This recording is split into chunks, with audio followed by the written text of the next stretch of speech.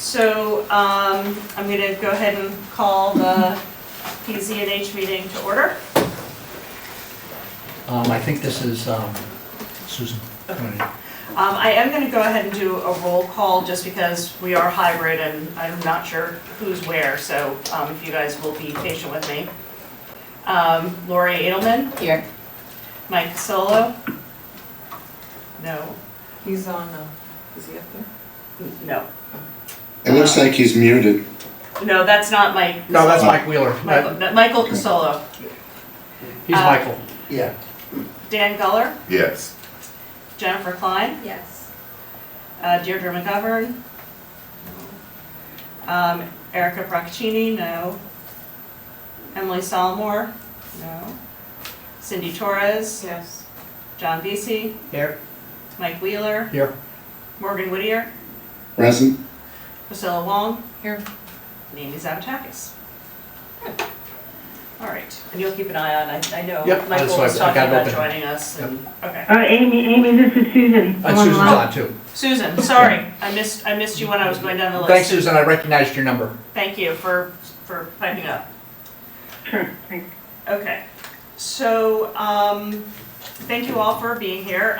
We've got a pretty full agenda, so I'll just jump right into it. The first thing is we have our POCD consultant here to meet with us today. And I sent around his discussion items, but Neil, I'll go ahead and let you introduce yourself and take it away. All right, thank you, Amy. My name is Neil Desai. I'm a principal planner at H&H, short for Hardesty in Hanover. I just started working with my group, with the planning and zoning department, Jeremy and Fred. And we've been meeting with just about every commission and committee in town, especially those that are most relevant to topics in the POCD from 2016. And with respect to, with respect to the discussion questions, I created something for every group. It's not a literal, like, this is what I have to talk about. This is just really something to get on paper, something to think about, reflect on. The most important thing is I want to listen to what the topics that you want to talk about, especially with respect to the next POCD that will be coming out in 2026. And a lot of things has changed since 2016. So, but really the most important thing I start out with is the question about the role of each of the committees. If someone could summarize quickly the role and whether there is an advisory role, approval role, that sort of thing. So what decisions are made also is what I'd like to hear about. Sure, so this is the Planning, Zoning, and Housing Committee of the RTM. So we review items that go before the RTM and vote on, and particularly we are primarily responsible if there's any land purchases by the town, easements under discussion, and also we are in charge of reviewing the planning department and building department budgets. We are I think because of the role that we play, we are involved with, I guess the best way to put it, sort of paying attention to what's going on with the Planning and Zoning Commission and the Zoning Board of Appeals and the other departments, land use departments in town and commissions, but we don't have any oversight authority. Interestingly, I know that in towns with different structures, there is an approval process at the town level for the POCD, and it would sort of be logical that we might, but because of the structure of the government in Darien, we do not have any oversight over the POCD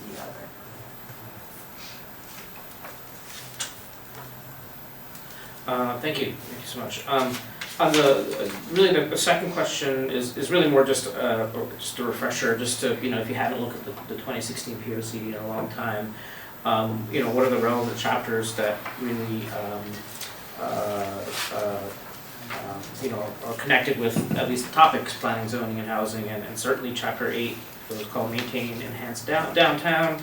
I actually skipped chapter 9, which should be there also, which is titled Transforming Norton Heights Business District. And downtown, I'm sort of new to Darien. I did work in a previous project on Norton Heights Railroad Station several years ago, but downtown and Norton Heights are considered two separate, distinct places, right? I just want to be sure of that.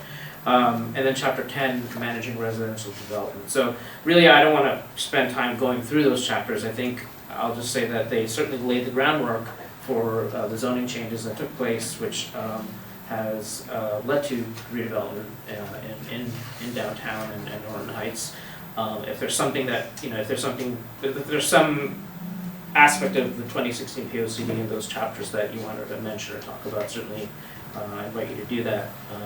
But really, it's the questions I want to get to in terms of like the changes that have taken place since the 2016 POCD was adopted. And really, the question I have on my mind is, as you know, we are doing a survey, online survey that's going to be closing on Friday at 9 o'clock. If you're still interested, if you haven't taken the survey, I'd like to do one. I have. You just go to the website darionpocd.com. I have these cards if anybody. That's not great. And that's the link that I Townwide sent survey, around. yes. I sent around to the whole group, so I do hope everyone's had a chance to do that survey. And so. And encourage your friends and as I well. sent it to all the districts. Great, Excellent, thank you. So I'm, I don't know what response rates Darien typically gets for such surveys, and there's a lot of surveys in this town I've seen in the last 2 months. So, but we've at least 1,000 people have completed the survey, which is great. I think a 10% response rate is kind of like a goal I usually have. 10% of the adult population, so that would be about 1,400. I think we'll be able to reach that.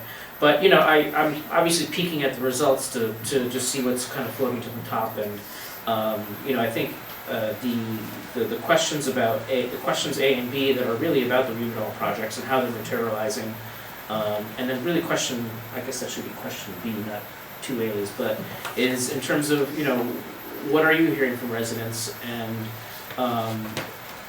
I guess the first thing I'm interested in is how what do you think about how the redevelopment projects in downtown and Norton Heights are materializing?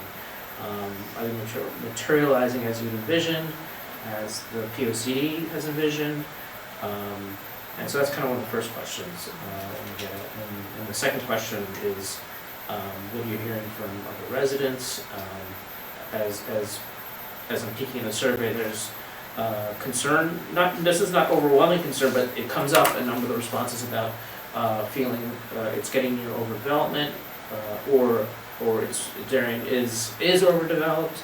Small town character is a term that's frequently cited in the surveys, that we came here for small town character. That character is changing,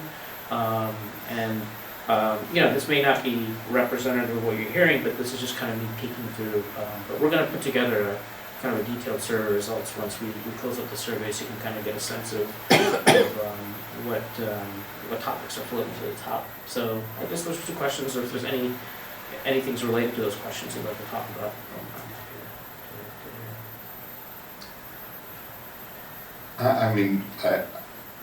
A lot of the questions that I'm hearing aren't actually about Norton Heights or downtown, they're about Great Island, which wasn't in the scope of the 2016.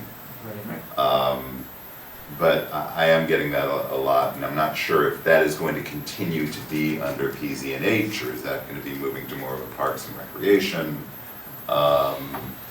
or I don't know what, but I know that that's the biggest question mark I think hanging over the town right now. I think if I can kind of expand on that to beyond Great Island, I think that it's a plan of conservation and development, and I think that planning within the within the purview of planning that this committee looks at, the planning that the planning and zoning department looks at, we should be looking at what we're doing with our open space, what we're doing with the other areas. I mean, it was because the town's not to do anything to the plan of conservation and development, because we had a goal of conserving and we justified purchase of that. So they own it, but we do it as far as that piece, because I do a lot of it for myself, what the goals of the land, paying some land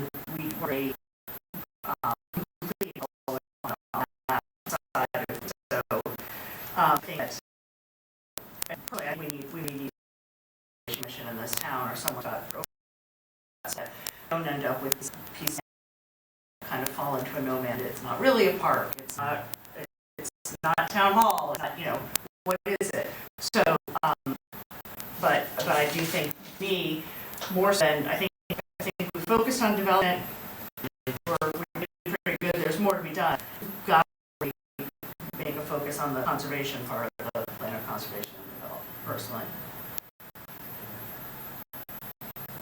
And actually, we're also meeting with the organizations in town, not just the committees and commissions. So the Chamber of Commerce obviously is something to talk to.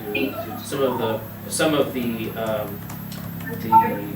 land trust and other organizations as well. So we'll be because that is an observation that Jeremy and I had when we looked at the implementation of the 2016 POCD. That it's certainly the development zoning side for the most part has been implemented, and there's a lot of topics such as some of the conservation things that were never implemented, and so we're certainly going to be, and you said it's a conservation development plan.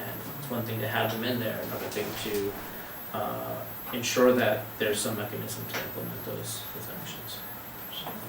I would say the two things I've heard the most from people, in District 1 at least, is that they were excited about the development, but now that it's happening, they're not so sure that maybe it's too much. But then they hear of a restaurant that's going in or something else that's going in, they're excited, but they're worried about the small town character, and that the different architecture and the lower buildings are now going to, all these sort of bigger things they're concerned about. And the other thing is with Great Island, most people I've spoken to are okay with it being an $85 million park. That's it. Nothing else. No development on it. Let's just have the open space. That's mostly what I've heard. And yeah, there's a number of survey responses. People took a point to say additional comments about Great Island, even though there have been many Great Island surveys. So that underscores some of the things you're saying right here, that people are really wondering what's up with Great Island. And part of my question was, what benefits are you seeing from redevelopment? Because like you said, like there's stores and restaurants, offerings that people. It's not entirely like they may not look entirely at, or they may be concerned about character, but then they realize there's really neat offerings in stores and restaurants, and that's kind of a positive thing for people as well.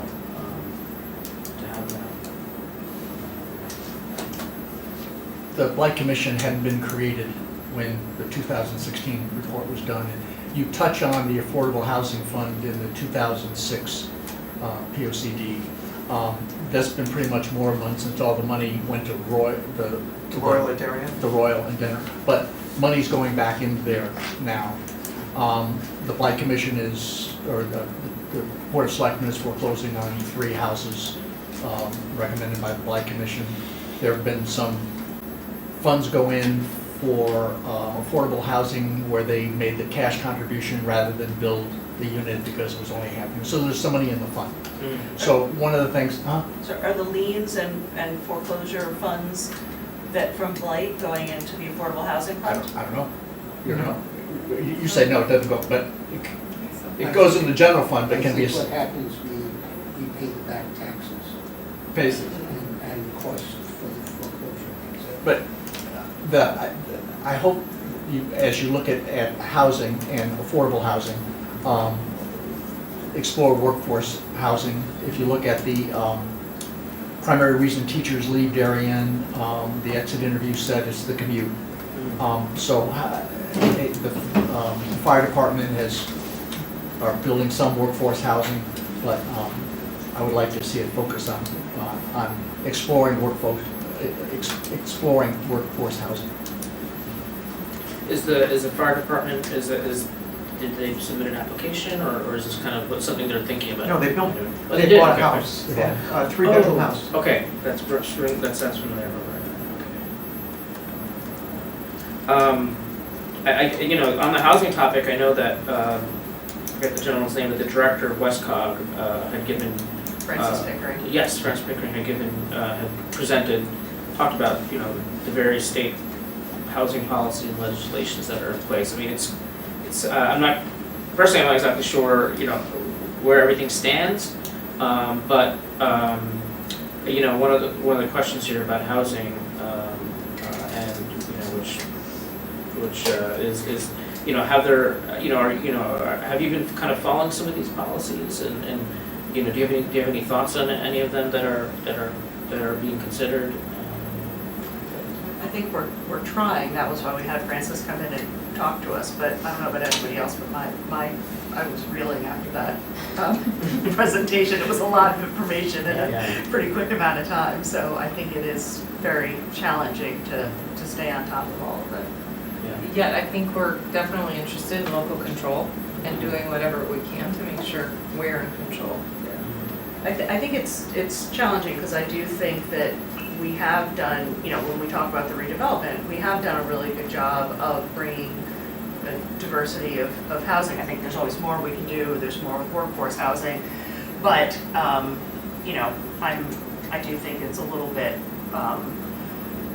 for myself personally, a little troubling when I see some of these, some of the bills that I've been looking at just seem to create a ton of busy work. I mean, frankly, I worry about the planning and zoning staff when I see some of the reporting requirements that are included in some of these bills, that it just seems like it's a lot of work without there being any funding or real goal for what they're going to do with all the information, at least based on some of the bills that I've seen recently. But who knows if any of those will pass and what will pass. Right. It seems like it's so up in the air right now.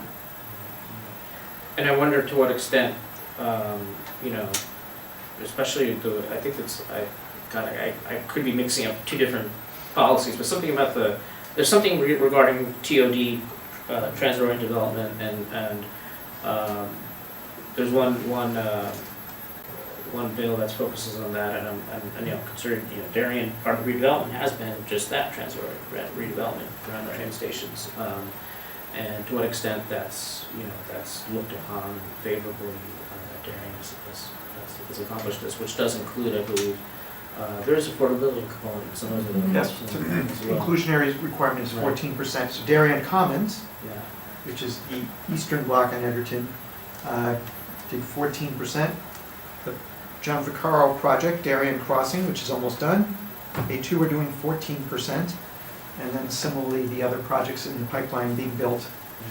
So, And I actually didn't realize this until I was at a meeting recently, that Darien is actually one of a small number of towns that has this inclusionary zoning. smaller component. number than I thought too. I was surprised when I heard it. Maybe it's a dozen, if that. But I think that has helped that inclusionary zoning regulation and our planning and zoning regulations has helped to make sure that these developments include the affordability component. Well, yeah, I guess we'll see when a decision is made or some policy is adopted, but who knows when that will be. There was also another study that I just wanted to point it out. It's called a fair share allocation, similar to what was used in New Jersey, a state which I worked a lot at, and that's been a tremendously arduous process for 3 decades in New Jersey, but essentially they've come up with, in this report, fair share allocations for each municipality in Darien. So I just put a link, you can click on that link there if you're curious about looking at that more, but that's just one other kind of study that's kind of being thrown in the mix in terms of housing. I think I do want to go back to redevelop a little bit more on some of the redevelopment projects, but I do have a question here about the accessory dwelling units that are now permitted in Darien, and my understanding, Jeremy, there's about 5 applications that have been put in. So- Is it 10? Yeah, 10, 12, we're seeing about 1 a month. Okay. So it's been on the books for about 9 months. We have about 12. Oh, wow. Okay. Most of them are 1 bedroom. It's a mix of attached and detached. Yeah. Some people already had a structure there, Yeah. and they're just converting it. Some people are in the process of building a new structure. And what we're trying to do is get a feel for people. Hey, is this for a relative, whatever, you're renting it out? And we're kind of getting a mix of answers there. So I think what we found so far with the specific limits and conditions put on by planning and zoning, Mhm. which is you have to require on-site parking. If you can't do it, you can't have the unit. You have to, if there's any drainage requirements, you have to do that. And also no exterior, new exterior stair, if you will. Oh, okay. So everyone, we review each application as it comes in, and we're gonna start seeing about 12 approvals, about 2 or 3 are built so far. So we're likely to see about 1 a month. They've all been 1 bedroom so far. Yeah, that's interesting. I mean, while, you know, they may not be affordable on a per square foot basis, they're a more affordable option for some people. And the question was, I didn't realize that 10 had been built, and so it seems like there has been been approved. been approved. And, you know, my thinking is, you know, when some of these start getting built and some people, especially the exterior ones, which are easier just to visualize, that might really pique interest of others. But, you know, is that something, I mean, really that's like, you know, do you envision ADUs being something that starts kind of picking up more in Darien? I can speak a little bit to this. I looked into it.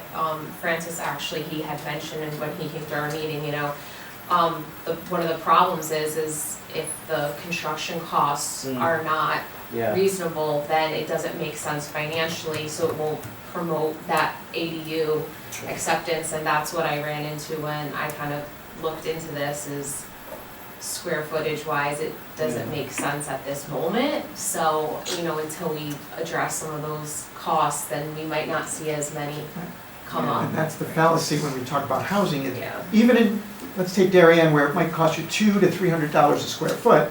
If you were to build, say the max size ADU is 1,000 square feet, that's $200,000 or $300,000 That's to build it. So you're like, that's not, Right. and that's zero land cost. right. So you're like, that, And that's not really any finishes, that's like literally right, that's built a your body. pretty basic, like this room or something. Yeah. And is that a stick build? That's a stick build? Stick built. And there no one's looked into like a modular? Yeah, we haven't seen a lot of modular requests. Certainly that's an option.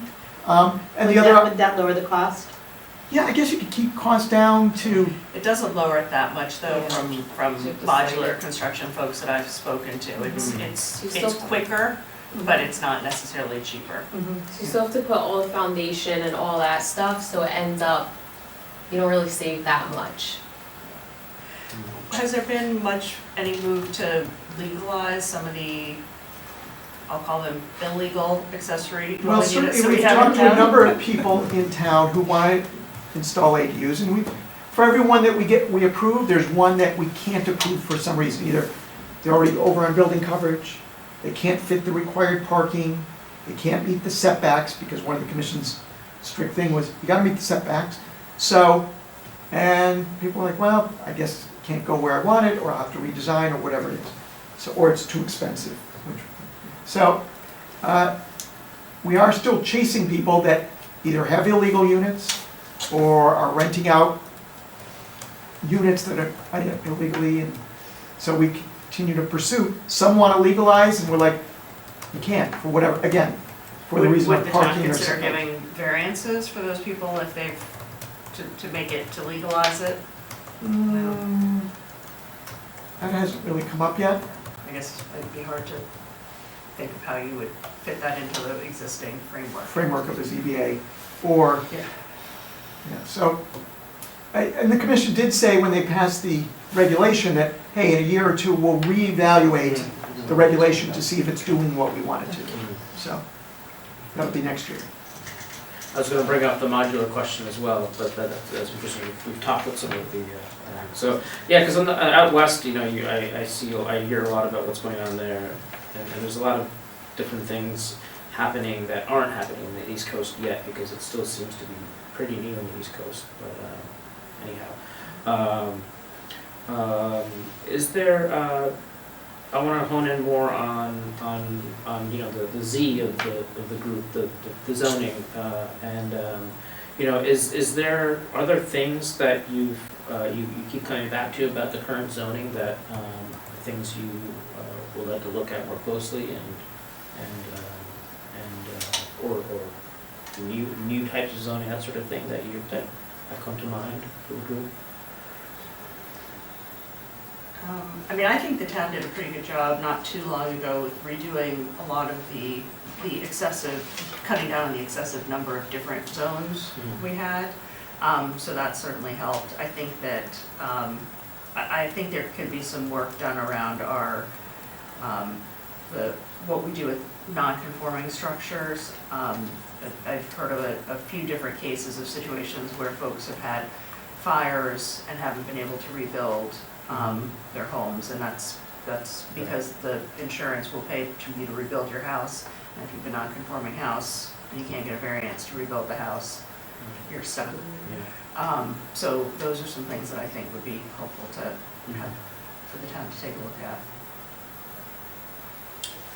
With the redevelopment, I know they're talking about, particularly in Roten Heights, using technology to better sync the traffic flow with the lights. But there have been some advances with Google and others working with major towns, cities and towns, to use data from the cars to control the lights, and that we continue to look at technology as potential ways to improve traffic flow. It's made some dramatic differences in Boston, because they can better time the lights because of it, and we made at least commitments to, I guess one made it through the budget, in terms of how we're using parks and be able to use anonymous cell phone data to see tracking from going to, but I hope that we take that to traffic management as well.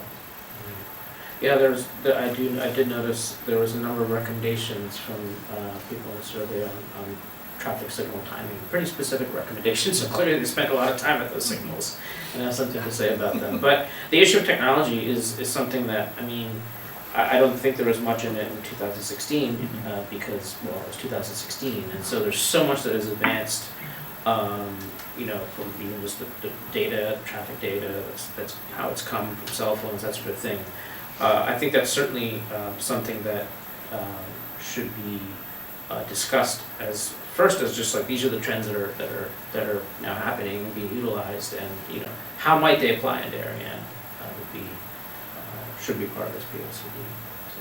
Well, especially because people use Waze and Google Maps to cut through Darien when there's traffic on the Merritt or 95. Right. So everybody's coming off the highway and bobbing and weaving through Darien to avoid the traffic jam. And still hitting that bridge, no matter what. Yeah, I know. Well, it kills me too when I see people get off exit 11 in front of me and go across and go right back up again onto 95. That happens a lot, but anyway, now with Waze, they're cutting through town. Yeah, I don't think people were really talking about Waze until not 2015 or but yeah, it's definitely revolutionized the way people drive. So it's another big thing. And every town has experienced that. So, yeah. Squish between two highways. Yeah. Can I ask if any of the folks that are on Zoom or Susan on the phone, if you guys have any comments? I don't want you to feel ignored since you're not in the room. Thank you, Amy, but no, I'm good. Okay. Thanks, Amy. All right, take that as a no since no one's speaking up. Sorry, I didn't mean to cut in. Just want to make sure they had a chance to talk. It is part of the mandate of your plan. In the 2016 plan, there's a lot of, and here are the action steps, you know, where they have the plan. At some point, are all those action steps looked at to say, how many did we complete? That's exactly well, Jeremy helped with that immensely since he has the institutional knowledge. So we did do just that. You did. So we can see, and we actually presented at the P&Z. We just took a sampling for the P&Z and said, these are all the things that were accomplished because of the plan. And a lot of them were, but there was also several, pages of things that weren't accomplished, but they were for various reasons. There were some problems in recording the that P&Z meeting. Is that right? So is there a document that public document that summarizes what you presented to P&Z of a snapshot of how we've done on the 2016 action steps? Yeah, it was part of the agenda, right? Yeah, well, I can certainly get you, we did a handout. Neil and his team took all the action steps, and there's probably 150. Hundreds of them. And they asked me to go through each one and say, was it implemented? If so, why? Was it not implemented? If so, why? And then there were others like that were so either vague or uncertain or whatever that I was like, okay, that's just a third pile. So I basically took the top 30 or 40 that Yeah, were that's right, implemented that's right. and the top 30 or 40 that weren't implemented. And Neil asked me, he said, why would things get implemented and not? And I said, part of it is the opportunity. Like when Great Island, yeah, the town had the opportunity to buy that. It was a little unexpected, but it went through. Or the mandates from state statutes changing, state law changing. Hey, the state statutes say, okay, now we have to do this, and usually they give you 3 months to do it, so we had to drop everything and do it. So a lot of it is, and oftentimes builders, developers, town residents will come to us with a proposal, an idea, put it before planning and zoning, and legally they have to do something with it. So oftentimes it was inspired by a property owner. So as I said, there were 30 or 40. I can certainly get it out to the group next week. The top 30 implemented, the top 30 not implemented. That would be very Well, yeah. helpful. Was flooding in there, and also is that being covered? Because there's been a lot more flooding in the last 10 years. Yeah, it talked about trying to do things to minimize and reduce flooding, of course. The town has done a number of things through the years, including buying properties. Right, that property right over there, one on Hecker, one on Cherry. And the town, as you know, is in the process of doing, Jack, 3 flood studies. There's the Grove Right. Tilly study, which goes from Tilly Pond through the new restaurant, Roots, and up Brook Street. And then there's the Saltbox Lane project, which goes from Saltbox Lane all the way south, all the way down to Holly Pond. And then there was a third project, which escapes me now, but working on getting all those done.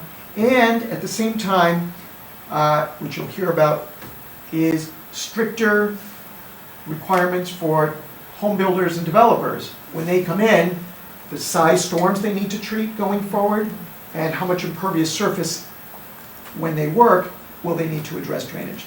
And that's going to be starting maybe as soon as July or August. So it used to be, the minimum was 1,000 square feet, which is 50 by 20. Maybe something a little bigger than this room, you need a full-blown drainage plan. We are changing that to 400 square feet, size of a 2-car garage.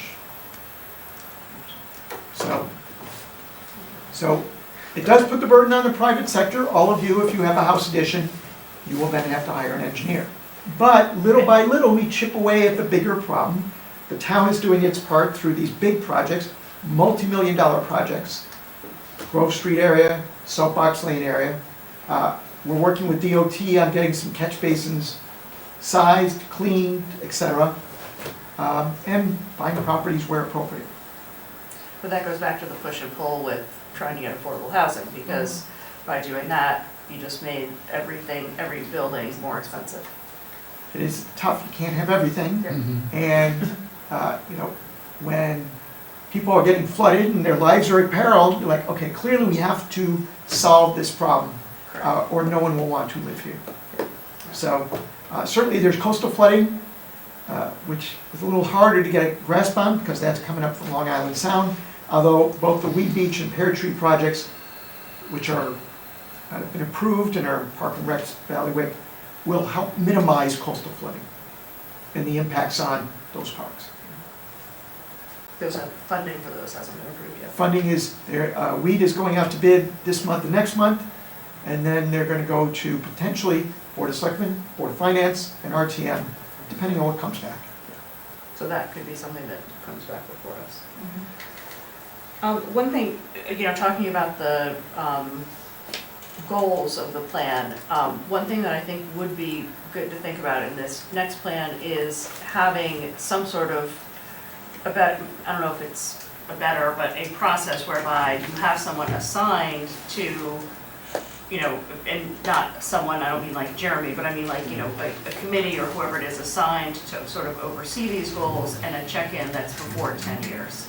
Because, as you said, a lot of things change in 10 years, and it would be good to have someone kind of taking, within the plan, say, it is the responsibility of, if it's Park and Rec, or maybe it's some of committees of the RTM, but assigning someone responsibility to make sure that these things are being looked at and taken care of.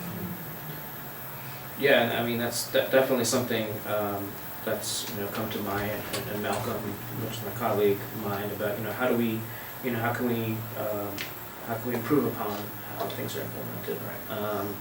And one thing I want to say is that the Planning and Zoning Commission is calling this an update of the 2016 plan. So sometimes a community will say like, all right, our 2016 plan is, scrap that, it's not really working for us anymore, change different times, and we're gonna do a new, 2026 POCD. The P&Z Commission believes that a lot of the goals are valid still in the 2016 plan. So that's one of the reasons why we had borrowed Jeremy's sweat and tears to go through each of those implementation items because of the fact that it is an update, and so we want to keep looking back at the 2016 plan, but still obviously have a modern, up-to-date, 2026 POCD.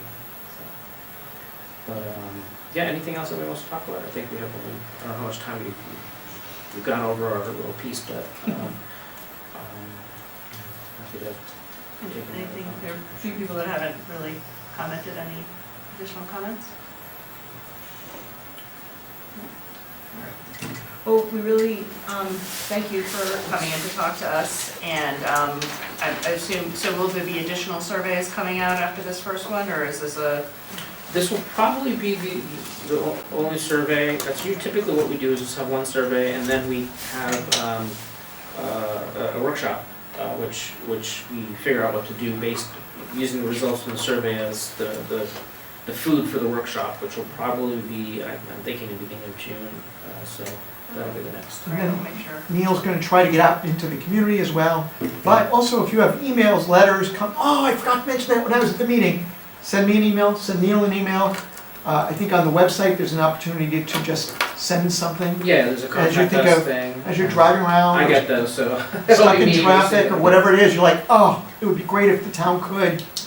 Fill in the blank, let us know. Yeah, so the contact stuff is on the website, or else Neil was CC'd on our meeting information, so you'll that's have fine his too, yeah. email address Mhm. directly. Actually, I just thought of something, this Yeah. might not have anything to do with this, but do you ever get involved in, and we kind of talked about the train stations a little bit. One of my pet projects or things that I'm really passionate about is trying to get those safety barriers installed in Darien, New Canaan, and Stanford so that we can qualify for the quiet zone.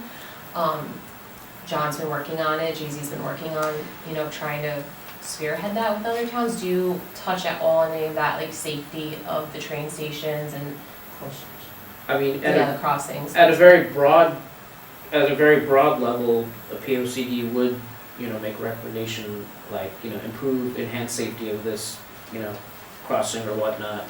The detail would be obviously in the study, and I believe there is a quiet zone study going on right now, so. And does that involve also, some of these safety, issues? Yeah, so they completed one in 2023, I believe it was. But I understand there may be another one that's going to happen soon, so. They have to, based upon what transpired, they had a waiver of a certain aspect of it, which was driving the cost up by about $8 million.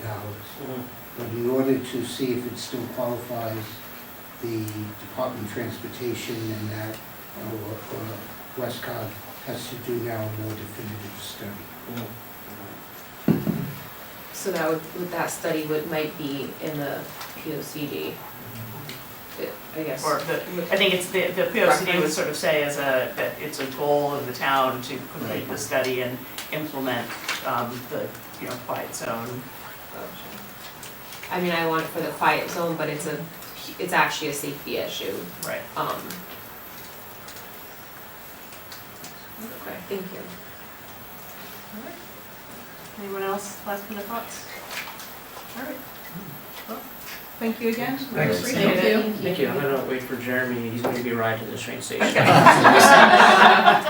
was a nice walk though, that's how you get to know the place. I walked from Norton Heights to here and a lot of pictures and It's a nice thing.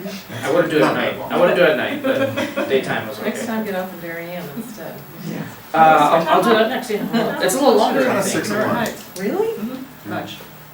That's what I looked, when I was looking up, I was like, which is closer? And Norton Heights seemed to be closer, It's a so. little easier to walk, I think, from downtown to here. Can evaluate the sidewalks. Yeah. I 15, think- 20 minutes. That was good, there's other things It's not that were part of the- problematic, I would say. Could I Yeah, actually just ask a sidewalks is question? something we should add to the POCD. Yeah. You mentioned the percentage of return on this survey, Yeah. it was what, 10%? That's kind of the general goal I It set. seems low. It does. You know, it does seem low, and, you know, when you look at surveys, because I've looked this up, like, you know, and I guess you can now ask AI or whatever, ChatGPT, that same question, and it turns out, you know, most surveys definitely don't get more than 20%. The best I've ever done, I think, is in Westport, which was for a downtown study. That was like 31% of the Wow. population. That was Seems low. the highest I've ever gotten. But a 10 is a good number. 10% of the adult population. You know, because you know, you'll see when the results are out. You know, when we communicate them that. There just becomes a certain number where you just start to be like, okay, I get what's going on here. I see what's happening, and so we don't necessarily need 2,000. It's great to get 2,000 responses, but you know, if we don't get it, that's okay.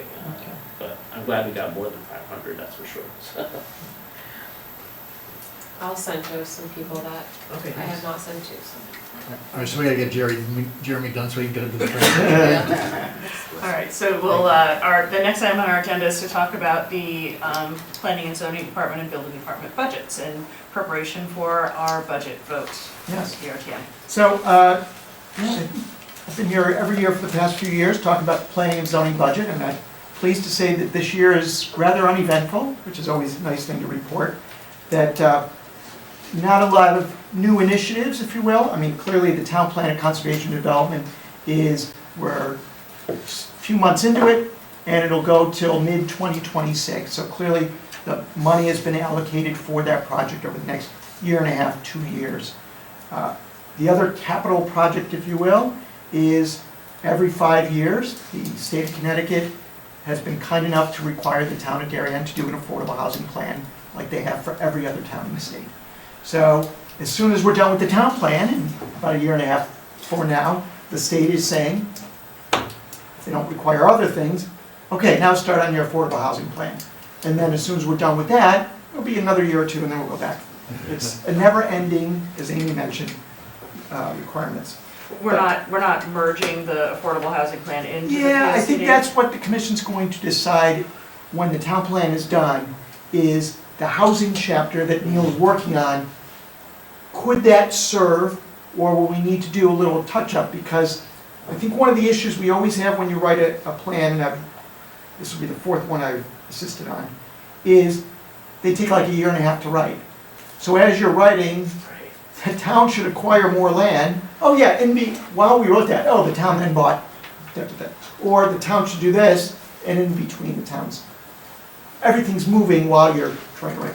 So I have a feeling it's going to give us a good base for that plan, and it won't take long to do thereafter, because Neil is going to do a lot of legwork on data collection, what's out there, what do we have, what are the opportunities. So you're right, it will go very quickly. It's not like starting from scratch, which we did in 2022. It seems like just yesterday. From a budget's perspective, though, we've already Those have already been approved the approved, capital right. budgets. So for from this. an It's not- operating standpoint, you're right, Amy, we only have about 10 or 12 line items for those of you new to the planning and zoning. Obviously, we have salaries, which includes permanent salaries and overtime. Travel, which is hardly anything anymore. For those who weren't here the past couple of years or new to the committee, we used to hand deliver everything to planning and zoning and other board members every week. So every week we would make a pile of paper, look something like this, and run it around to all the commission members so they could be prepared for the meeting. It's all done electronically now, so we save tons of trees. Commission members can work kind of like the way you're working now, electronically. at their leisure, and they don't have to bring piles of paper with them on vacation or whatever. And it's much better for the applicants. And it's better because we don't have to drive everything around. So it's been a huge success for everybody, townspeople, commission members, builders, property owners. Conferences and meetings are in the budget. It's a requirement to get professional certification that we have to attend. I think it's about 32 hours of training every year or two, which doesn't seem like a lot, but that's 4 full days of our life every year or two. And it's good to be up on what's going on in the world. I know attorneys have the same requirement, financial people have the same requirement, so planners have that requirement. Is that conferences and meeting just for staff, or is that for is there fees for the board members to Both. attend? So the board members, recently we had the Connecticut Bar Association session on March 22nd. It was a Saturday from 9 a.m. to 4 p.m. where a number of attorneys via Zoom got on and spoke. They each spoke about one topic for an hour. Planning Commission, Zoning Commission, site plans, special permits, affordable housing, environmental interventions, environmental protection commissions, and you would just sit there and drink a cup of coffee and have a little back and forth with an attorney, and they gave you a nice handout, which is about 1,000 pages.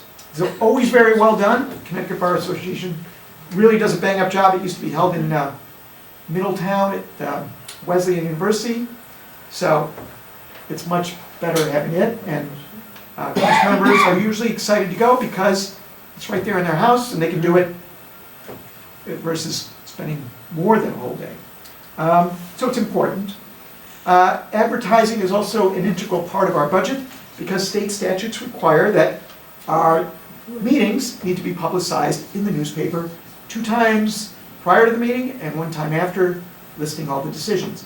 One of the bills in the legislature this year is to eliminate that requirement and save the town of Darien about $13,000 every year. That bill never passes. I was gonna say, there was a bill last year also, right? And the year before, and the year Yeah. before, and the year before. It's got to pass eventually though, because there are, with the newspapers closing, towns, part of that statute is that it has to be in a newspaper of, what's the Substantial local of interest or record? something? Of record, yeah. Well, it's not of record, it's of substantial circulation within the town. And there are some towns that do not have a newspaper with substantial circulation anymore. Yeah, so it's very frustrating to us because we think there's a better way for our townspeople to spend $13,000. Because we already post to the web, we have things in the newsletter, we have things online, you have Facebook, Instagram, which the town uses. I mean, compared to the newspaper, we got lots of ways for people to find out what's going on, and trust me, there's plenty of people in this town that can just pick up a phone or email me, which is okay. But, and if you multiply Darien by 169 other towns, there's, We're gonna put the newspapers out of business because we won't be That's paying the for argument. the advertising. That's the lobby group that's against Yeah. stopping the bill from passing. Figure that out. so that's certainly something that's always been in our budget. Consulting services is another line. What we do You is should increase that a lot. what we use that for is drainage reviews. It's very important that we hire an outside engineer to review all the plans that come in and make sure the drainage systems have been properly designed, that the applicant's engineers have done their homework, everything checks out. And so almost every plan we see gets sent to an outside engineer. And the other part of consulting goes to our GIS, our Geographic Information Service. And if you go online to darien.mapgeo.io, it will bring up a very nice map of the town with wetlands, zoning, flood zones, property lines, houses. It's been a great resource not only for us, but for other town departments and attorneys, real estate agents, property owners. So, and it'll be a great resource for Neil as well. Software maintenance and support. We have our still fairly new OpenGov software system, which we have to pay maintenance for, but it has proven to be a tremendous time saver for staff. I can honestly say that in the old days, people would come to the counter, they'd drop off stacks of paper. Someone would have to go through and make sure everything's okay. Put the paper somewhere.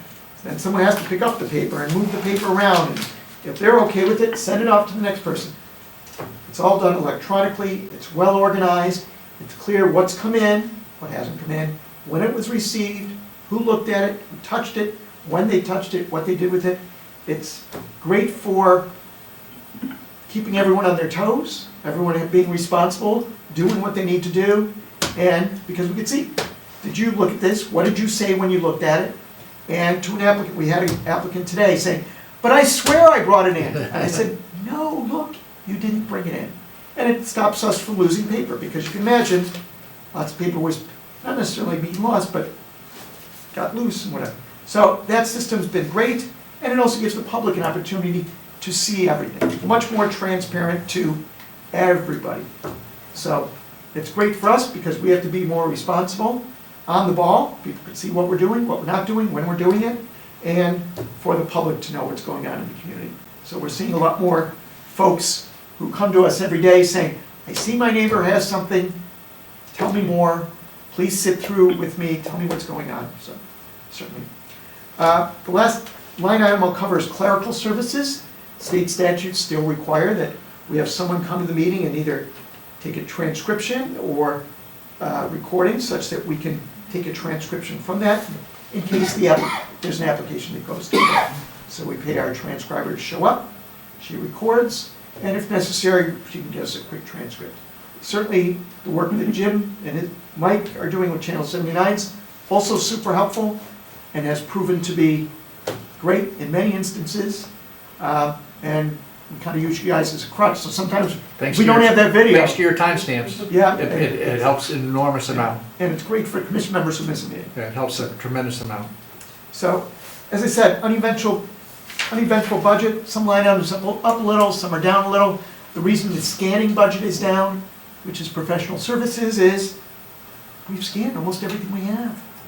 So, from that standpoint, everything is electronic, except a few really old things, or sometimes we'll come across a file, yeah, we didn't get this one done, but, and building departments, same way, everything's scanned. So, yeah, real estate agents, title searchers, they save tons of time and money, and they don't have to bother us. So they freeze up staff time. So, Especially with the town hall being closed on Fridays, it's huge because you can still look for things without. but open later and earlier. Yes, Monday I know, through I was Thursday. saying, I was giving you, it was positive. I do think there could be a little more training on OpenGov. There are things that have been uploaded incorrectly or, are not in there. Or vaguely. Yeah, Yes, commission members are on us all the time. When you upload something, you call it document, yeah. or miscellaneous, or my letter, that's not helpful to anybody. How about saying, my letter about this, or the project's narrative, or an explanation about the traffic, something that a commission member or staff, we are still working with folks to educate that it's not only a benefit to me, to the commission, but to yourselves. It will help people understand what's the hard work you're doing. And also, training in terms of just making sure everybody understands what is and isn't available, because some things are available to the public, some things are only available to the staff, and I think there just needs to be some knowledge and training on that. The one number that's going up at all is salary. Is that just? Yes, salary is that's a good point. For those new to the committee, Planning and Zoning Department has, I think we're up to 7 people. We have 2 secretaries, myself, Assistant Director Fred Donite, Environmental Protection Officer Rick Talmelli, Co-Compliance Officer Robert Woodside, and Zoning Enforcement Officer Hervé Amo. So I think that's 7, 5 and 2. 5 of the folks are in the Town Hall Employees Union. They negotiate contracts with the administration. They just have their contract approved within 6 months, and their raises are in the contract. They're laid out for the next few years. The non-union employees, which is, excuse me, myself and Fred, our raises, if any, are determined separately by the Board of Selectmen with a recommendation by the town administrator. So the salary line item, which is increasing, is those salary increases. I don't remember what the union increase was for next year off the top of my head. Maybe it's 3%. Jack might know, you might have. But It's about a little over 3, but plus or minus. Yeah, it's around there.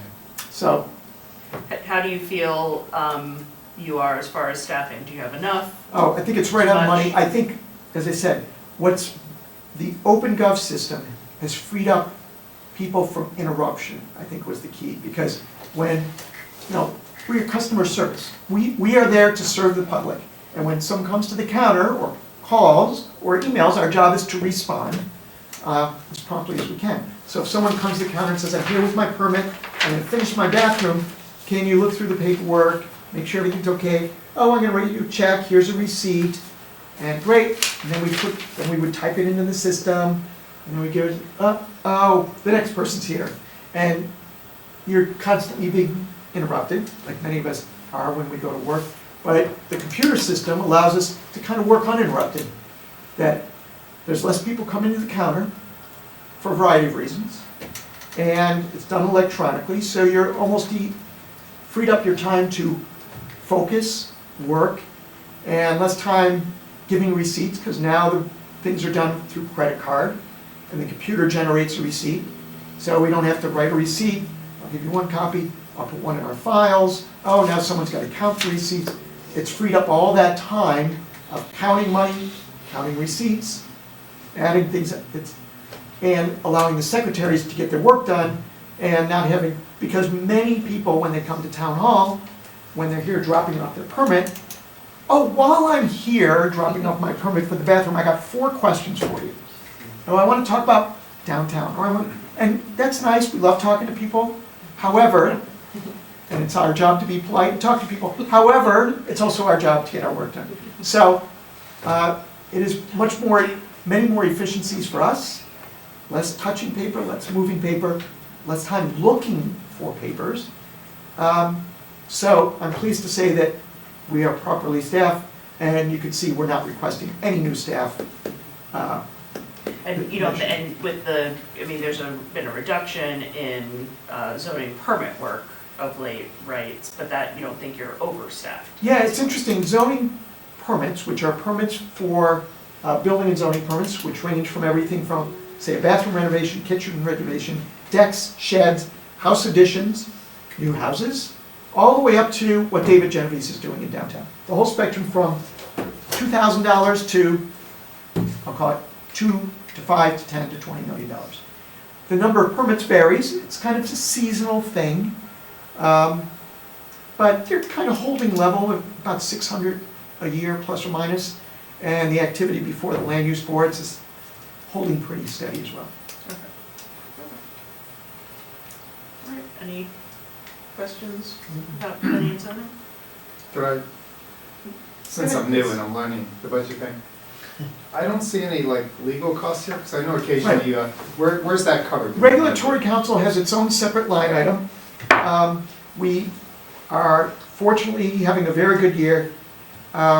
So I think for next year I put in a slight decrease, but I forgot to put the number in.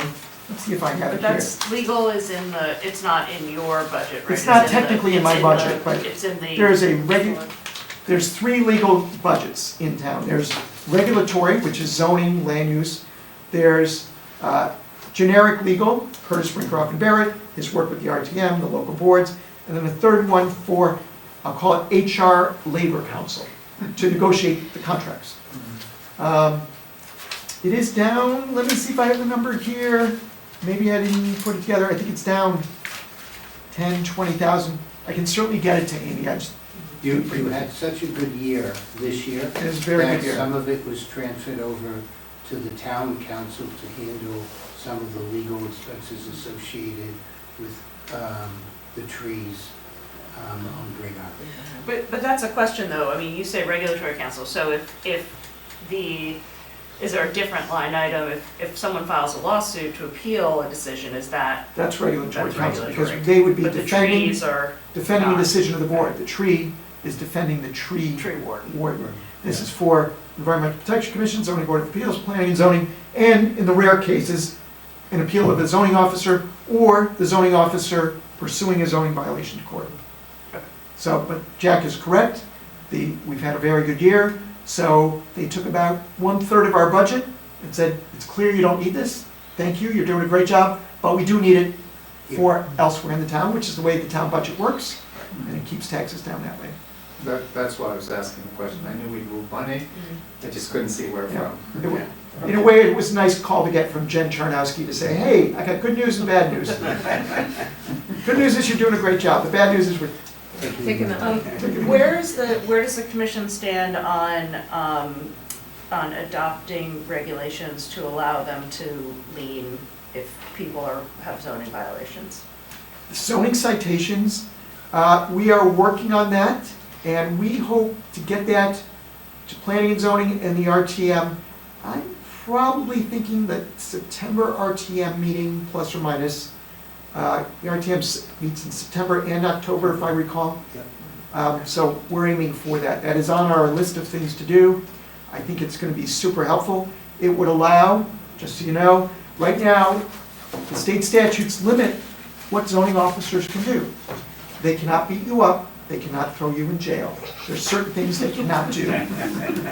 One of them is they cannot fine you unless the town gives you the ability for them to issue you a ticket. So we are considering that because we think some zoning violations are not the end of the world, and we believe that threatening or issuing a $50 ticket to someone might solve it, kind of like what the Blight Committee's done. A little thing might go a long way. So we've been working with regulatory counsel, looking at the state statutes, which I think it's about 10 years ago allowed that, looking at other communities which have implemented that. Hey, how's your fine system working?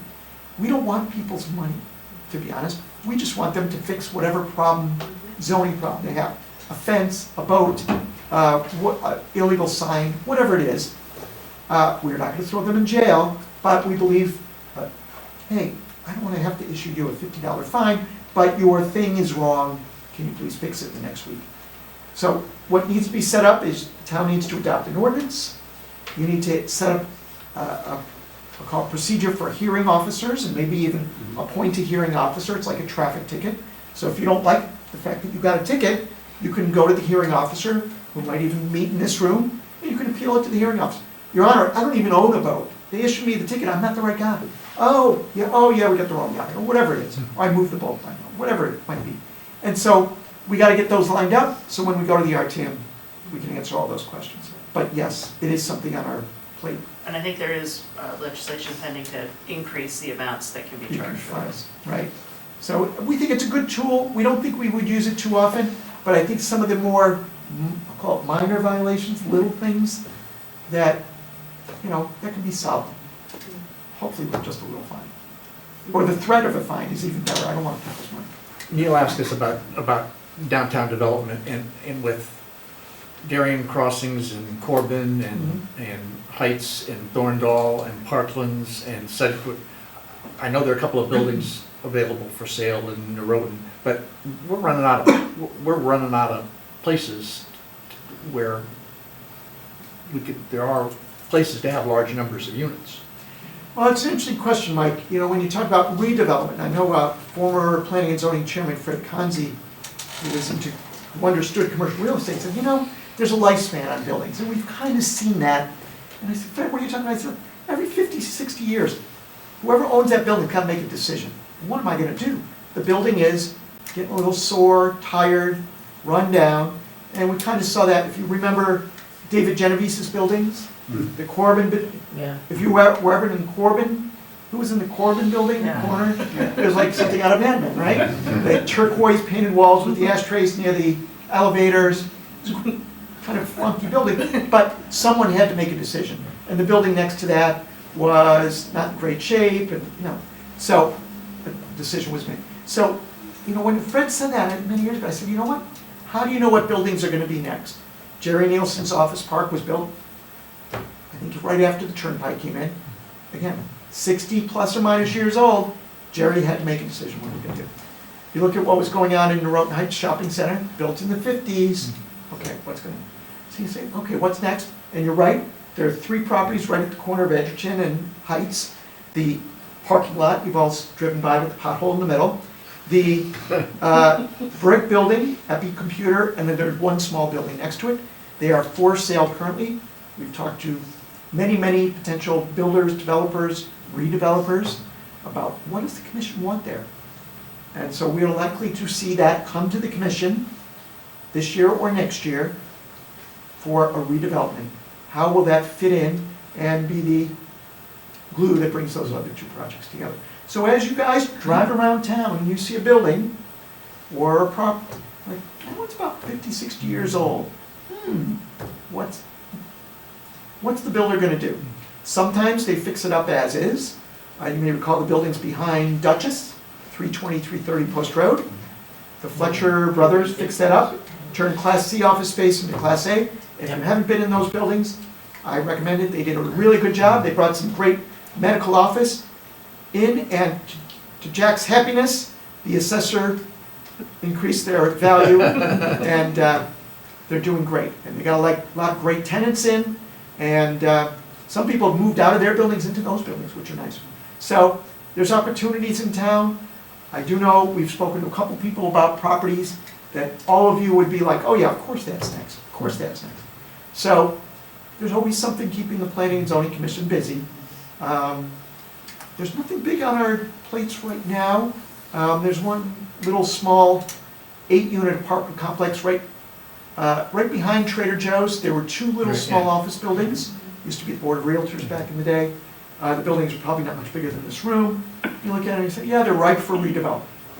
But not big parcels. Not big parcels, but yeah, when you drive by big parcels or see a for sale sign, you'll know. Yeah. And you can see it. Of course, Bertucci's, the car wash should be getting underway soon. And Another car wash. another car wash. If I might add something though, Three because, in the back. Yeah. you know, the redevelopments that we've done, one of the funny things were, and you could track it in the library, a lot of the users of the Darien Library lived in Rowayton or New Canaan. And that's because Darien didn't have any place for empty nesters to go when they didn't want to have a house anymore. And part of what this redevelopment has done is allowed people to stay in town without owning property. And so that's one of the things that, you know, that I've seen that keeps the community still the community, because the people are still here. They used to have to go to New Canaan or to Rowayton to find a place. So to me, that was part of the good thing about the redevelopment that was happening. For sure. Any other questions about the zoning department budget? Because we do need to look at the building department as well. All right, I'll switch over to building department. I did notice, Jeremy, you didn't put the income side on. The revenues, yeah, I didn't get a good handle on revenues. I looked it up on the town budget, but why don't you talk about this? Yeah, I'll part? talk about it. Yeah. The building is very similar in terms of planning and zoning, in terms of the line items. There's only about 10 or 12 line items: full-time salary, overtime, conferences and meetings. Surprisingly, but not surprisingly, building officials also need to get a certain number of hours of training a year, whether that's in person, online. The building codes are always changing. Something new, different is coming up. So there's 4 building officials. Mike V's chief building official. He has 3, I'll call them deputy building officials, and then 2 secretaries in the department. They're responsible for all kinds of, not only building permits, but propane and HVAC, mechanical, plumbing, electrical, tent inspections. If you have a temporary tent for a big party, you need them to inspect it, because you don't want that tent blowing away or falling down on you. Dues and licenses, all the guys need to have their licenses renewed, building officials. Microfilming is, I asked about that. I said, what do you do? Oh, it's a $350 maintenance fee for the old microfilm. They don't do any microfilming anymore. They do scanning, which of course you can see they're all caught up on their scanning. But they do have a line for software maintenance and support, which is the same OpenGov system. Telecommunications is the fact that all the building officials have their own phones, so they can be reached out in the field. And usually, hey, I'm up on Long Neck Point Road. While you're there, can you go take a look at something else? Uniforms, there's a uniform allowance in the town hall employee budget. If you see a building official, they're likely wearing some kind of outerwear, whether it's a hat, fleece jacket with the Town of Darien logo on it. Of course, all the cars that they drive have town logos on them, but when they're, especially if they're in people's houses, it's always good to have some kind of town logo on yourself. So, question, Amy? I have a question about the software. Now that health and building and zoning are all using that same OpenGov software, why is there software maintenance in everybody's budget separately? We took the, I think it's $37,000 plus or minus, and we split it in two. So whether we will, I don't know if health and fire get separate invoices for their pieces, or they're globbed onto our piece. But we just split it evenly. Yeah, almost seems like it doesn't make a lot of sense to keep that in separate budgets, but whatever. Yeah. Okay. What else didn't I cover? Is any questions on that? On the income side, what I looked up on the overall budget was the, oops, wait, hold on a second. I thought I had it. Sorry, keep talking, I'll find it. I had it open. Well, and I closed can it. certainly say what we put in for revenues, which is every year that, as part of the budgeting, finance director says, what do you think, clearly these are your buckets for expenses. What about revenues, which are permit fees? Planning and zoning gets fees from three different places. Copies and document sales, which isn't much because of the internet. Permits. Every permit we charge a fee for, whether it's bathroom renovation or you're building a 60-unit apartment building. There's a fee for that. And then application fees to the land use boards, planning and zoning, environmental. They charge an application fee, which offsets the cost of the town to process. And so we assume revenues would be level next year. Building department also takes in fees. Their fees are based on the value of the work. So if Mike Wheeler is renovating his bathroom for $20,000, the current rate is 20 cents, $20 a thousand or whatever, Mike, your bill's $40 for the bathroom renovation. If David Genovese is doing a $20 million, you can do a little math on what he's paying in building inspection fees. So the question is, for, usually you assume level or just gentle increase, but we have these big projects coming on. Will there be a big increase with the projects? And I don't remember putting in a big increase. Well, the revenue numbers they have, it looks like it's about 1.6 for revenues. But this has got 600,000 for expenses, which is higher than what you had on yours, so. Yeah, so what you will note is, it's a terrible word, but I'll use it. There are very few departments where revenues exceed expenses. Building department is one of them. Because these guys are going out, looking at all these projects, doing their work, but the revenues exceed the expenses. So there's not too many departments that do that. I think town clerk is another one that revenues may exceed expenses. Unlike zoning, which you're sort of seeing a decrease in the number of permits, building is still seeing lots of building permits come on because they're still working through all the new developments. I'm glad you mentioned that. I mean, it's one thing that I kind of gloss over that I really shouldn't. Let's use the example, Hinley School, Royal School, Home School. All three schools are being renovated. These guys are going out there once or twice a week to each of the schools. Okay, great. So right there, that's the number of inspections going to each of the schools, and especially as soon as they're about to open, they'll be there all the time.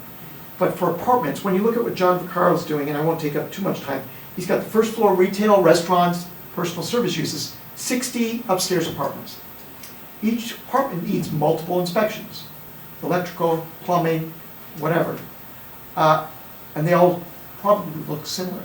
So one of the inspectors is probably going to go out there every day, nonstop, looking at a different apartment. Oh yeah, that plug, that plug, that plug, that smoke alarm, that exit sign, that pipe, the sink, the dish. Yep, okay. Next apartment, open the door. Okay, that's not. So there are a lot of work to be done to get these things, get COs for all of these apartments, if you will. Fire marshal has to also, but that's a separate department. So these guys are, zoning inspections are pretty easy once the things, we're looking at different things. But building, a lot more work on the inspection end of things.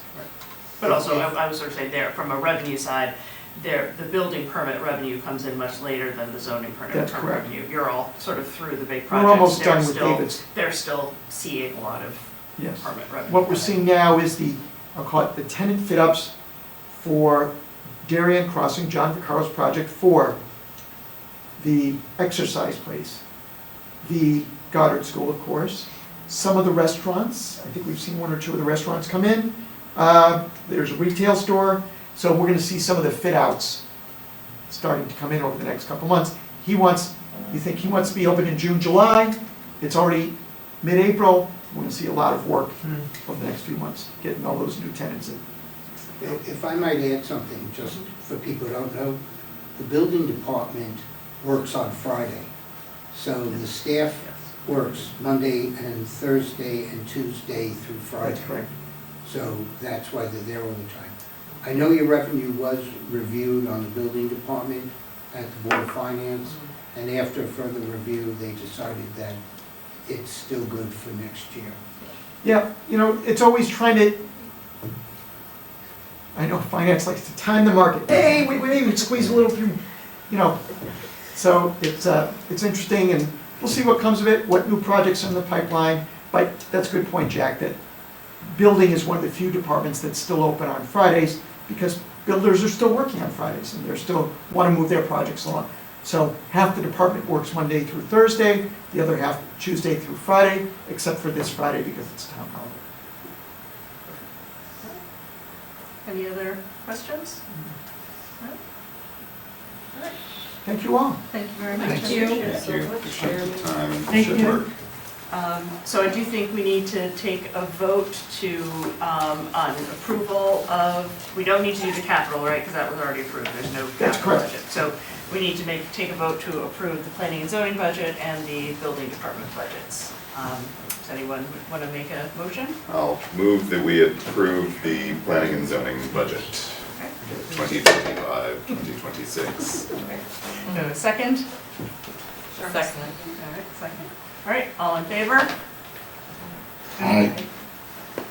And that, was that, any no's? Okay. Here, I don't think we have any no's. Can I get a motion for the building department budget?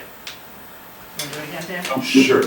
Yes, I would like to move that we approve the building department budget for 2025, 2026 Okay. on the Second? plan there. You want to second it, Bruce? I second it. So, Makes it easy for me. Yeah. Second it. all in favor? Aye. Aye. Any opposed? All right, none. Thank you. All right. So, the next thing we need to talk about is a land transfer from the Department of Transportation. This is a piece of property that is on the corner of Sedgwick and Lee, is that? Well, it's on the corner of Sedgwick. It's over where there is that new building being built near, Brookings Highway and Brookings Highway in South Sedgwick, thank you, yeah.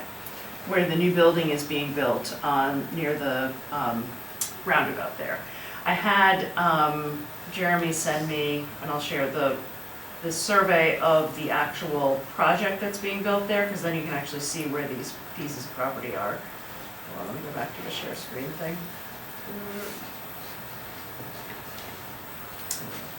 So this was in the package of information, but, so you can, there's oddly some land that is not owned by this property owner, but not owned by the town, which owns the roads, which was owned by the Department of Transportation. So the Department of Transportation wants to give these two pieces of land to the town. I'll go to the actual document that they sent to us. So it's here. Oh, no, sorry. The map that they sent to us was just this little piece of a map here. Yeah, So I you can couldn't see. figure out what Geez. was where. Yeah, I thought it was the blue line, but no. Yeah, so that's why I gave you the other map as well, so you could see where it was, but this gray section here is what they're actually donating to the town. So it's this little forgotten strip of land. Is it along Leroy, Sedgwick? Here, let's go back to the other one. It's along Old Kings Highway. Old Kings Highway. Yeah. Oh, I see it now, okay. Holy moly, yeah, it's like a sidewalk. Yeah, it's adjacent to the sidewalk, exactly. Interesting. Obviously, it doesn't make any sense for the DOT to own that. It's a little unclear why the DOT ever did, from what I've read. It's just it will be part of the sidewalk, and in fact, the sidewalk does encroach onto this in certain spots already. The town-owned sidewalk. Any questions? And it's free. And it's free, so that's also good. Okay, even better. I think that the document that we received from the DOT assigned a value of very little to it. It was, the purchase price originally was $7,900, so. But yes, it's being sold to the town for $0, or donated, and sold. All right? It's 151 square feet. Wow. Amazing. Big chunk of land. Well, we should write a thank you note. All right, so any other questions about that? No. All right, was there a motion to approve? Sure. All right, Start off. motion to approve Yes. the, go ahead, Motion to approve the donation, transfer, I guess. transfer, Of land 150 whatever square feet property from the Department of from Transportation. the Department of Transportation. Perfect. Is there a second? I second that. All right, Dan. All in favor? Aye. Aye. Aye. Aye. Aye. Aye. Any noes? All right. The last thing that I wanted us to discuss is there is as you'll recall from our last RTM meeting, one of the things that we voted on, our committee didn't vote on, but the Board of Finance voted to funds to fix the wall at the Roden Heights Fire Department. Public Works talked about how necessary replacing this retaining wall is. Apparently, when they were finalizing all the documentation, someone double-checked the ownership of the property. Turns out the town doesn't own it. The property was transferred to the Norotan Heights Fire Department in the 1950s. It was transferred to the Norotan Heights Fire Department for $1. No one seems to know exactly why. I personally suspect it probably had something to do with some sort of fundraising, that it was easier for the fire department to raise money if they owned the land, but I'm literally guessing, so don't quote me on that. No, that hasn't been researched yet. But the documentation that we voted on as the RTM to approve this now needs to be amended. And it was asked that we discuss the ownership structure sort of the same way, if you remember when we talked about the dam. It wasn't so much that we were reporting on the financial end of it, but just making sure that as the group that's kind of responsible for land, that we understand and can report to the RTM about what this is. So I did get a copy of the actual transfer deed from the town to the Norotan Heights Fire Department, and I sent that around to you all. I don't know if anyone took a look at it. Kind of hard to read. Yeah, it's kind of hard to read. Yeah. Agreed. It's from 1953, you could imagine. Yeah. So I'm not even going to try to put it up on the screen because it's pretty. But you can see in there that it describes the land that was transferred. It is. It does include in there that if the fire department wishes to transfer the property, that it will, that the town has a right of first refusal on the purchase. And it also says if the town has developed its own municipal fire department, that the property will be transferred to the town as well. So, it is still, it is obviously to be used as a fire department property. It's obviously in the best interest of the town to have a fire department.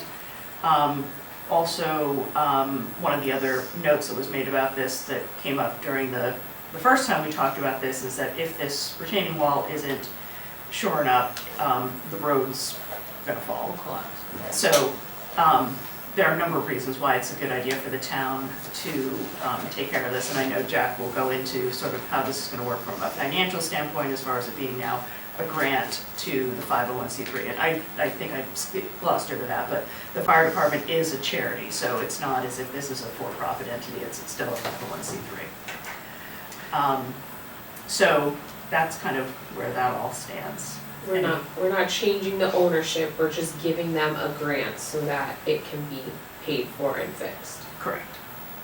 Correct. And I think the town, Jackson, you can say, I think the town's still gonna oversee the work the same way they would have if it had been town property. It's just, we have to go through it. It has to go through different channels because in fact the town doesn't own the property. Right. Right, and part of this is simply because of the bonding, because we're borrowing essentially $2 million to fix something, but we're fixing it for a charity, not for our own property.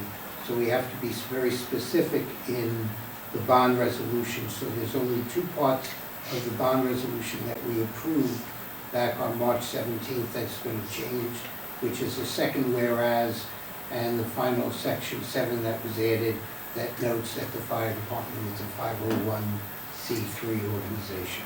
Other than that, it's the exact same resolution we passed earlier. But it's simply because we have to now make it into a grant. We're borrowing to give a grant. Would the costs be anticipated to change because No. they're being done for a nonprofit as opposed to a governmental organization? No, No, in fact, I watched the discussion of this at the Board of Selectmen, and one of the things that was a positive was that the organization that was going to do the work agreed to hold the quote that they had given us because that quote was based on the work having started already, because of course we already approved it a month ago, and having to go through this process has delayed the start time. And there's no issue with getting the bond if it changes? no. Does it We pass just went to through? market with a lot of bonds, and we ended up with a very good rate. We're actually the only ones in the market from Connecticut at the day that we went to bonds. But we still have a AAA rating, and it's not the charity that's paying it back, it's the town. Is anything like, are there any issues about us overseeing the project though, even like? No. Okay, alright, so, And just so that- Technically, we were supposed to do a building committee because it met that threshold, but they amended it because it was There is a building. too difficult to have a building committee. Well, yeah, there is a building committee. It consists of the town administrator and the first selectman. But just so everybody understands how we bond things, so we have $2 million. We're gonna be paying that out of the general fund, like our checking account. And then when the project is complete, which should be done about 6 months, but it's gonna take them some time because I think there's a mandatory referral that has to be done. But then when we do the bond, we pay our checking account, the general fund back. So that's how we do most of our bonding here. Amy, I have a question. Yep. Because I was thinking about why we don't own the land. Mm-hmm. When you review the land the town does own, the town has the liability for the ownership of the land. In this case, we don't own the land. Is that like beneficial? It's beneficial in the sense because town's not liable for that. Is that a correct understanding when you look at our land situation?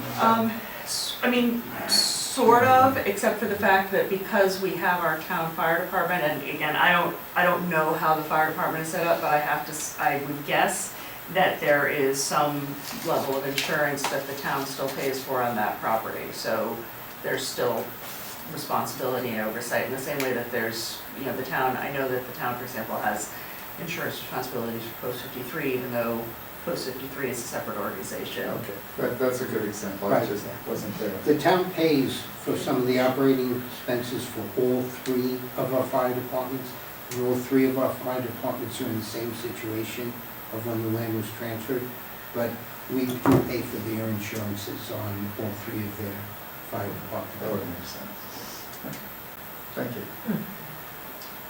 So, are we gonna vote on, like, or are we gonna vote on recommending this to the RTM to change the language, or what are our next steps? if no- I think that, well, we're not, we don't officially have to report on this, so I think that again, I'm comparing this to the conversation we had about the dam, where if it would be that we would vote favorably to explain the land ownership to the RTM. So it's not, we're not voting to approve or not approve, but we're voting in favor of giving a report about the ownership to the RTM. Okay, Or, so it's more of a sense of the meeting. I don't think we actually need to have a vote on it. okay. Yeah, rules made a slight error. I was not at the Monday meeting. I had suggested that this committee report, and unofficially you guys didn't report, but since any committee in the RTM can report on any topic that they deem to be appropriate, that's what this committee is doing, because Amy can explain land ownership and everything a heck of a lot better than I can. So, yeah, I mean, I guess we could, if you want to have a vote to issue a favorable report, we can do that. So that basically just getting it out to the RTM members? Well, I mean, the idea is that I'll report Your report, to the RTM. So, I think it's worthwhile. I think Okay. so, Yeah, okay. to make sure everybody's Yeah. aware of it, yeah, and to at least put it on the agenda. yeah. All right, so, so then I guess, do we want to make a motion? Oh, sorry, did anyone online have any questions or comments before we move on? Nope. No? Okay. No. So do we want to have a motion to make a favorable report to the RTM? I guess is really what we're, Sure. I'll make the motion to make a favorable report to the RTM. do we have a second? Second. Second. All right, thank you, all in favor? Aye. Aye. Aye. Any opposed? All right. Well, that, I believe, is the end of our agenda. Was there anything else that anyone wanted to bring up while we were together? Our next meeting is scheduled to take place on, when I'm gone, the first week in May. So, I guess we'll see if we have anything that we need to report on, and we can either reschedule or, so you can I'm leave the not meeting. here either. Oh, okay. May 8th. All right. May 8th. May 8th, yes. Okay. May 8th? May 8th is our next meeting. So, so why don't I, since I have most of you here, let's see, so then, are folks free May 1st? If we wanted it to meet a week earlier? I'm not, You're not. I'm not available any of the I'm away. Thursdays before the RTM meets on the 19th. Oh, the Or the RTM 12th. meets, no, the RTM meets on the 12th. Yeah. Yeah, no, I'm not available on the 1st or the, Is it gonna be hybrid again? We can do it hybrid or fully. not if Zoom. I'm not here. Well, okay. I'll be glad to train you, Amy. Okay, so if we can do it fully Zoom. That I can handle, I don't know about hybrid. Just don't allow anybody in you don't know. I did ask people to identify themselves tonight. So I with the. could, Mhm. I'm okay with those. I'm gonna have trouble getting to a 7 o'clock start though, but I'll just come late if I need to. Okay, thanks, Michael. I mean, I can do a May 1st virtual, Okay. or May 8th, or May 8th, whatever. I can't do the 8th. I was gonna say May 1st is not No? for me. I'm away on the first also. We're all going away, huh? I'm going away too. All right, well, What We'll cross that bridge when we get to it. yeah, why don't we, let's, Yeah, maybe there Wednesday won't be before. anything. Let's see if we have anything to report on. yes, all right, so for right now, we'll To say be determined. the 8th is definitely not gonna happen, because we don't have, because if with both Priscilla and I out, we can't run it. So sorry. But we'll, I'll circle back if we do need to meet to report on anything, we'll figure out a date that'll work for the quorum of people. Okay? All right. All right. I'm anticipating that the only thing that's gonna be happening on that 12th meeting is budget. Budget. Right, And One would so hope. you guys just Can't have approved your anything budgets, right, so, we should be you know, we okay. try and keep everything that we can off of that meeting because it already is too long. Okay, all right, so we should be all right then. All right, well, thank you all very much, I'll take a motion to adjourn. So move. All right. Thank you very much. Thank you. Thank you. Good night.